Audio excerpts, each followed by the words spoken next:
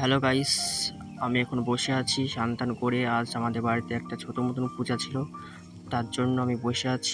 এবং তার কিছুক্ষণ পরে আমরা ঠাকুর আনতে উদ্দেশ্যে চলে গেলাম। আমি, জেঠু, বোন সবাই মিলে চলে গেলাম এবং ঠাকুরের স্থানে গিয়ে পৌঁছালাম। জেঠু ঠাকুরের নামে কিছু অর্পণ করলো, তারপর আমরা বাড়ির উদ্দেশ্যে চলে আসলাম।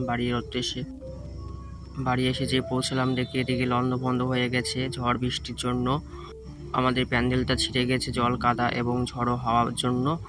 প্রচুর কষ্ট হচ্ছিল। তার মধ্যে আমাদের দোকানে ঠাকুরটাকে নামালাম। কথায় বলেন, ঠাকুর যা করে ভালোর জন্য করে। এদিকে আমাদের ঠাকুরমশাই এসে সব কিছু আবার নতুন করে তৈরি করলো। ঠাকুরমশাই সব কিছু প্রস্তুত করলো এবং বাবা, জেঠু এবং মা, জেঠিমা সবাই মিলে পুজোতে বসে পড়লাম। এটা ছিল আমাদের একটি দোষের পূজা, তার জন্য কাউকেই বলা হয়নি, সেরকম কাউকে বলতে নাই, বলিনি। তার জন্য বাড়ির মেন গেটটাকে বন্ধ করে ভালোভাবে পুজোটা করছিলাম এবং আমাদের ঠাকুরমশাই ভালোভাবে